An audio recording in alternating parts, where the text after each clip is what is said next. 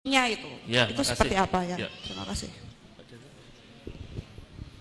Baik, silakan Anda baca notulasi rapat-rapat Badan Usaha Persiapan Kemerdekaan Indonesia. Kalau nggak punya bisa copy di rumah saya punya notulasi lengkap, baik dalam bentuk ya tulisan-tulisan kalau dulu ya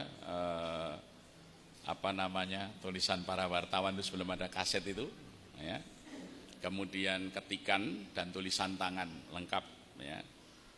Nah, kenapa Tionghoa disebut non-PRI? Karena mereka diwakili oleh Partai Tionghoa Indonesia menyatakan,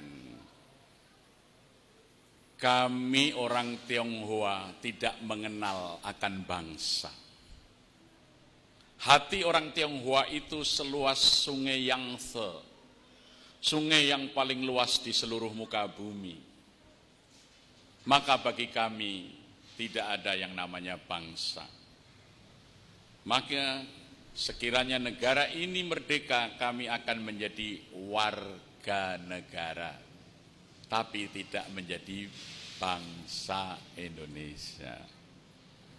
Dan karena ikatan kami dengan negeri leluhur secara budaya sangat kuat, izinkan kami juga masih mengikatkan diri dengan negeri leluhur itu.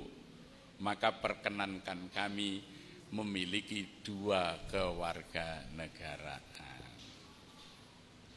Sementara Partai Arab Indonesia, juru bicaranya Abdurrahman Baswedan bercerita, nenek moyang kami dulu datang dari Hadramaut tidak membawa istri. Mereka menikah dengan orang-orang pribumi, kami ini lahir dari laki-laki Arab dan perempuan-perempuan pribumi. Kami makan tidak lagi dengan daging-daging onta, kami sudah makan dengan makanan-makanan setempat. Yang saya dan kami semua minum adalah airnya Indonesia.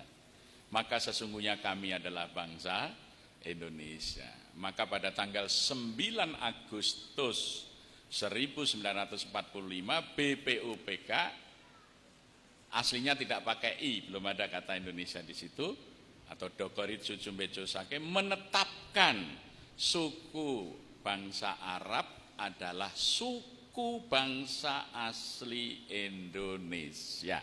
Itu ditetapkan tanggal 9 Agustus 1945 oleh Badan Usaha Persiapan Penyelidik Usaha Persiapan Kemerdekaan Indonesia.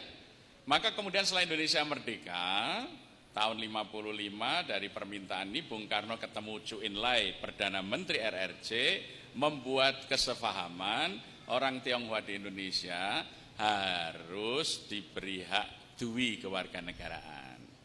Bung Karno mensyaratkan boleh, tapi dia juga warga negara Indonesia harus pakai nama Indonesia. Sebagai warga negara Cina silahkan dia pakai bahasa Cina. Maka dikeluarkan keputusan presiden tahun 55, orang Cina harus memiliki dua nama. Ya, maka misalnya Sudono Salim, itu nama Indonesianya, nama Cinanya Lim Swee Leong. Basuki Cahaya Purnama, nama Indonesianya, bahasa Cinanya singkatannya Ahok. Itu karena itu mereka tidak mau jadi bangsa Indonesia, mereka hanya mau jadi warga negara, itu pun meminta dui kewarganegaraan. Ini semua otentik, ini sejarah kita bisa buka, ya. Nah, sampai orang Cina keberatan kalau harus pakai nama Indonesia. Maka seorang tokoh Cina di Jakarta terpaksa berganti nama karena itu peraturan pemerintah. Dia menamai dirinya Kasnawi karena Dipanegara. Bekas Cina Betawi tukar nama karena dipaksa negara. Jadi sebagai kritiknya terhadap keputusan presiden yang harus dua nama, dia memberi namanya sendiri Kasnawi karena Dipanegara. Bekas Cina Betawi tukar nama karena dipaksa negara. Nah, maka muncullah kewarganegaraan untuk Cina itu non-PRI. Kalau Arab PRI karena sudah diputuskan tanggal 9 Agustus 45. Jadi kalau orang mengatakan Anies itu juga non-PRI, dia berarti nggak ngerti pembahasan Undang-Undang Dasar. Ya politisi kok goblok begitu, maaf itu ya. Katanya Soekarnois, Nggak tahu bahwa Soekarno itu sudah menetapkan non-pri dan diberi hak dua nama. Iki Soekarnois belajar saka Pak Karno bakul bakso, bukan Bung Karno pendiri negara. Ya. Keliru, Soekarnoismenya Soekarno tukang beca atau Soekarno bakul bakso. Kalau Soekarno itu pendiri negara, ini aturannya. Goblok menjadi pengikut Soekarno. Gitu ya. Ya, ini. Maka Soekarno dulu mendirikan partai gambarnya banteng ngamuk, banteng ketaton, maka kepalanya miring gitu. Itu karena itu diambil dari simbolnya Partai Serikat Islam. Dulu SI itu gambarnya banteng ketaton, ya.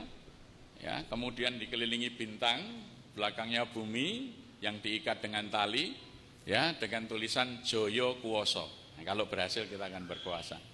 Maka PNI ngambil kepalanya, Masumi ngambil bulan bintangnya, NU ngambil jagat dan talinya. Itu semuanya diambil dari simbolnya Serikat Islam. Maka Cokroaminoto itu disebut Bapak Negara Indonesia. Semua partai politikus ngambil simbolnya dari simbol Serikat Islam. Enggak ada yang tidak. Baru sekarang ini saja karena jajahan Amerika pakai simbol Amerika, 3 berlian. Namanya juga Demokrat, ya toh? Ada yang ngambil dari mana partai ini? Ada yang ngambil dari Timur Tengah namanya Partai Kebangkitan, itu kan Ba'as, itu Partai Al-Ba'as di Irak. Jadi kita ini karena mental jajan, nama partai aja harus diimpor. Gitu ya. Simbolnya diimpor. Sekarang tidak banteng yang ngamuk membela rakyat. Sekarang limusin kelihatannya atau simental. Ya, gambarnya itu gemuk itu. Nah, tidak lagi. Nah ini satu contoh saja. Sejarah itu menjadi darah perjuangan gitu ya. Enggak ngerti sejarah, akhirnya perjuangan itu artinya kalau pecah terus yang satu jadi perjuangan. Mudah-mudahan di sini enggak ada nanti takmir perjuangan. Masjid perjuangan enggak ada. Nah, jadi itu kita lihat, jadi ini semuanya historis. Saya kebetulan oleh gubernur melalui Biro Hukum ditugaskan ketika ada pengacara dari Jalan Taman Siswa ini namanya Handoko menggugat ya, surat instruksi Wakil Kepala Daerah nomor 9 ya 8A tanggal 5 Mei 1975 yang menentukan apabila terjadi jual beli tanah antara pribumi dengan pembeli non pribumi Tionghoa, maka penjual tanah yang pribumi harus melepas hak-haknya kepada negara dan negara membelikan kepada pribumi Tionghoa, non pribumi Tionghoa ini selain hak milik. Maka sampai hari ini di Yogyakarta non-pri Tionghoa tidak bisa memiliki hak milik tanah. Ini digugat di Mahkamah Agung. Saya yang kebetulan ditugaskan oleh Biro Hukum bersama Pak Acil sebagai pengacara, saya yang diminta membuat eksepsinya. Alhamdulillah sudah menang, ditetapkan ini masih berlaku, sudah inkrah. Kemudian datang Komnas HAM meminta ini mau dicabut, minta Sultan. Saya kemudian juga diminta mendampingi. Kemudian terakhir kemarin Ombudsman RI dan Kementerian Dalam Negeri. Saya waktu itu sedang mengantar tamu dari Malaysia, ditelepon oleh Pak Sekda, Pak Kiai tolong ikut menemui Kemendagri dan Ombudsman RI untuk menjelaskan tentang diskriminasi kepemilikan tanah. Nah, ketika saya uraikan, saya jelaskan sejarahnya itu sejak HP2, itu kemudian malah utusan dari Kemendagri dan Ombudsman itu, wah kalau begitu ini malah harus diperkuat, gitu ya. Alhamdulillah. Tapi sekarang Handoko mengajukan gugatan, saya beritahu baru minggu yang lalu oleh Biro Hukum, mengajukan gugatan di Pengadilan Negeri. Apa gugatnya? Minta supaya pemerintah DIY membayar biaya perkara, karena dia disuruh membayar biaya perkara 5 juta ketika mengajukan ke Mahkamah Agung. Maunya, lawang saya kalah kok suruh bayar, yang bayar ini mengajukan gugatan di Pengadilan Negeri Yogyakarta. Ini belum kita hadapi, kemudian belum ada panggilan sidang ya.